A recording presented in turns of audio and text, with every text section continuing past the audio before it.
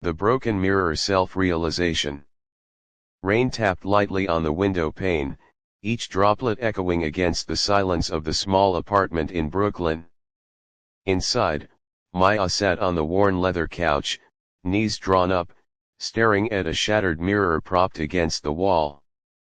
The cracks spread across the glass like a web, and in those jagged lines, she could see fragments of herself, some familiar, some foreign, and some that frightened her. She had moved to America 5 years ago, chasing a dream that had glittered like the Manhattan skyline from the bus window on her first day. But dreams, she realized, were fragile. They could fracture, leaving only sharp shards of reality to cut into you. Maya had been working at a corporate law firm, a job she had clawed her way into after years of struggle, sleepless nights, and scholarships. On paper, her life was perfect. She had the apartment, the paycheck, the steady hum of a career path. But inside, she felt hollow, as if her own reflection had abandoned her. The broken mirror hadn't always been there. It was a gift from her mother back home in Pakistan, sent during her first year in the US. "Look at yourself, Beta," her mother had written in the note. "See the strength, the light, even when it's hard." Maya had placed it carefully in her apartment, and over time, it had become more than glass. It was a confidant, a silent witness to her victories and defeats. That night, after another grueling day of office politics and small betrayals, she had dropped the mirror while rearranging the living room. The crash had startled her, but it didn't compare to the realization that followed. The shards were a reflection of how broken she felt. She picked up a jagged piece and studied her reflection. One eye stared back, wide and unblinking, the other hidden behind a fracture. "Who am I even becoming?" she whispered. Her voice trembled, a whisper too small for the city's roar outside but loud enough in her own mind. Maya had always been ambitious. In college, she had been the top of her class, the daughter everyone expected to succeed. But ambition had a price. She had pushed away friendships, sacrificed family visits, and erased parts of herself to fit into a mold she thought the world wanted. And now, looking into the fractured glass, she saw a stranger. The phone buzzed on the coffee table. A message from Armin, her childhood friend who had moved to America years before her. "Maya, are you okay? I feel like you're drifting away." Her fingers hovered over the screen. She hadn't spoken to anyone in weeks. She realized she had been surviving, not living. Work, errands, sleep, repeat.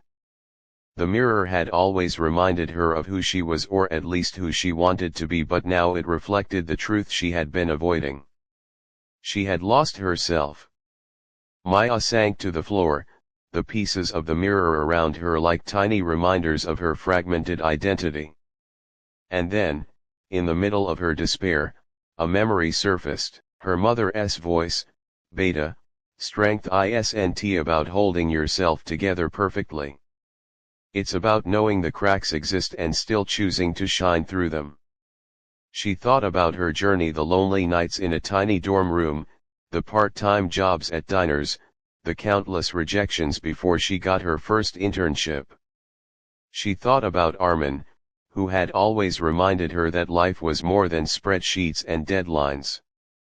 She had forgotten the joy in small things, a cup of chai in the morning, the smell of rain on asphalt, the laughter of a friend who truly understood her. Maya took a deep breath and started picking up the shards carefully, one by one. Not to fix the mirror, some things couldn't be fixed, but to piece together a new perspective. She didn't have to be perfect.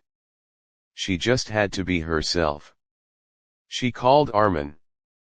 "Hey," his voice came through, warm and familiar, like sunlight breaking through clouds. "Hey," she said, her voice steadier than she expected. "Can we Meet tomorrow I need. I don't know, a friend. You got it, he said. We'll figure it out. Together. As she hung up, Maya looked at the remaining fragments of the mirror. The cracks were still there, jagged and unforgiving, but somehow, they didn't scare her anymore. They reminded her that life wasn't about flawless reflection, it was about embracing the broken pieces and learning who you really are when no one is watching. The next day, she walked through the busy streets of Brooklyn, the rain still falling lightly, and for the first time in years, she felt grounded. She passed a street musician playing the violin, and instead of hurrying by, she stopped. The music was imperfect, some notes were sharp, some flat, but it made her heart ache in the best possible way. Imperfect, real, alive. Maya realized that self-realization wasn't about achieving perfection, getting the right job, or appearing successful. It was about seeing every crack, every flaw, every broken piece, and still choosing to move forward, still choosing to believe in yourself. Back in her apartment, she hung the broken mirror on the wall again. Only now, she didn't expect it to reflect a flawless image. She expected truth. And truth was beautiful, even when it was fractured.